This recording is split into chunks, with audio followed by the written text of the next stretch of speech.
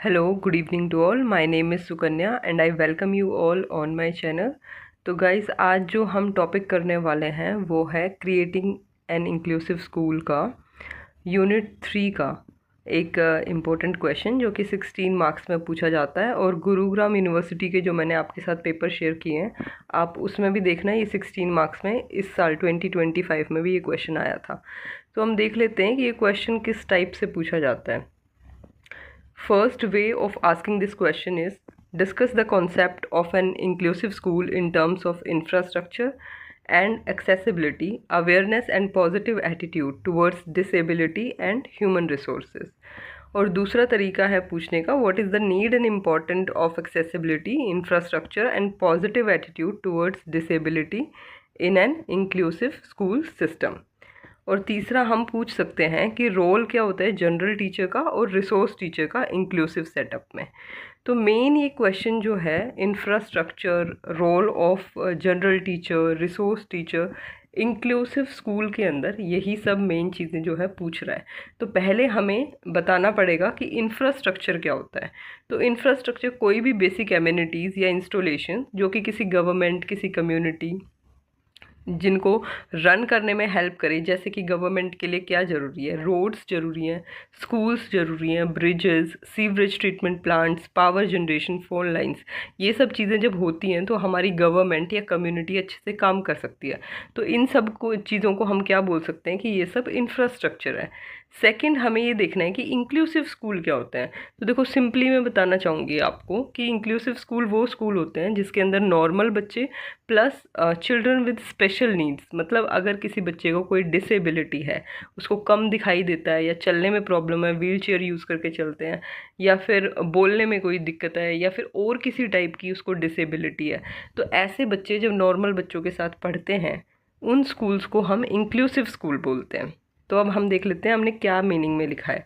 Inclusive schools are the schools that are responsible for changing programs of education and should provide a physical environment that is secure, comfortable, accessible, well illuminated and well ventilated.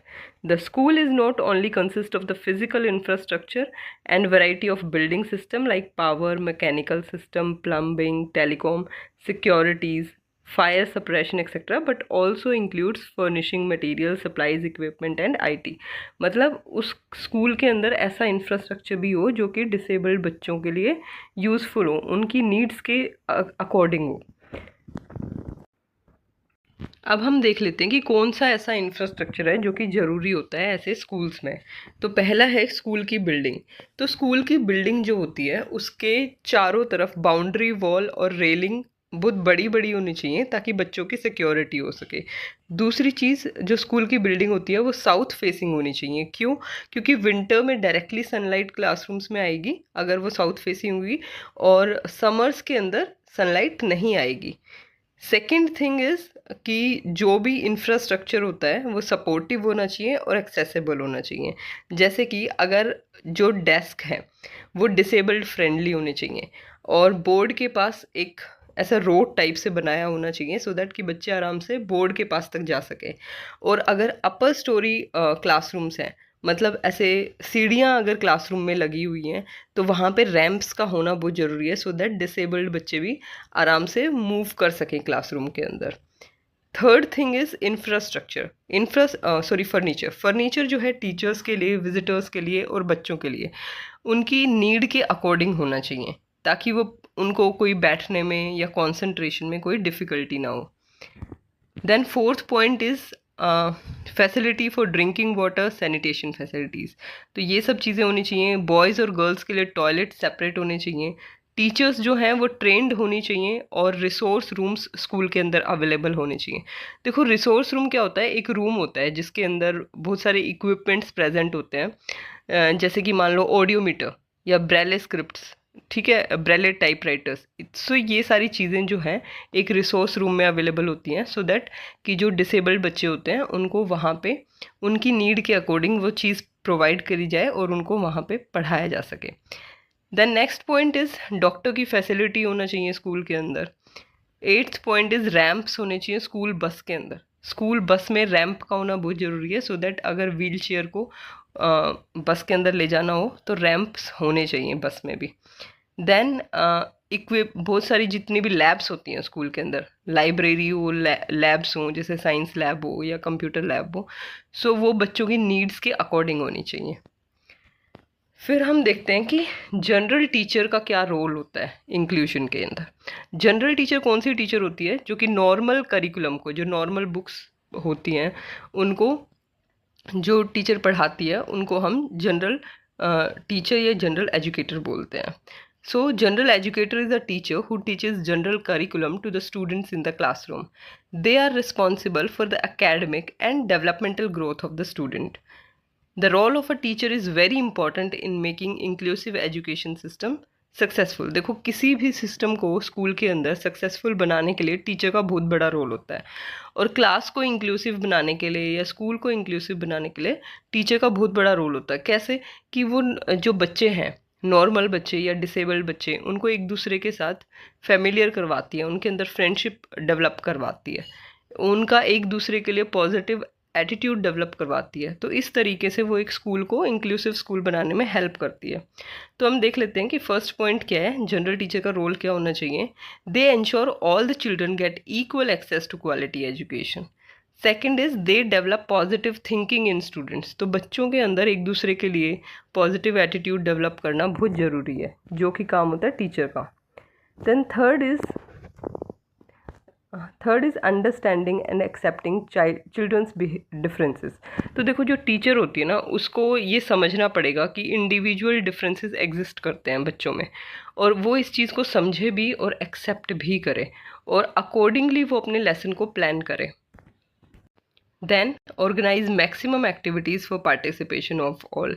तो teacher ऐसी activities organise करवाए जिसमें कि पूरी class participate कर सके। Providing support to children to develop their abilities. तो बच्चों को कोई भी एक्टिविटी देना या कोई भी जब काम टीचर देती है तो बच्चों को पीछे से टीचर सपोर्ट भी करे, उन्हें मोटिवेट भी करे, सो दैट उनकी एबिलिटीज़ जो हैं डेवलप हो। देन monitor classroom behaviour of children towards disabled children. तो टीचर ये देखती है कि कैसा जो नॉर्मल बच्चे हैं वो डिसेबल्ड बच्चों के साथ किस तरीके से बिहेव कर रहे हैं। Maintain contact with professionals working for welfare of special children.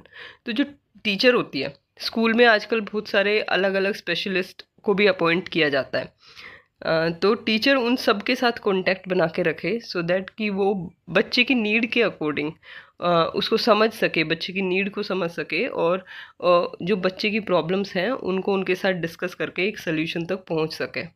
Then ensure progress of students through continuous assessment. देखो, स्कूल के अंदर ना कॉन्टीन्यूस असेसमेंट होना बहुत ज़रूरी है, कि जो भी बच्चे को पढ़ाया है कॉन्टीन्यूसली उसका टेस्ट हो, इवेल्युएट किया जाए कि कितना उसका लर्निंग आउटकम क्या निकल रहा है, कितना बच्चे ने सीखा है।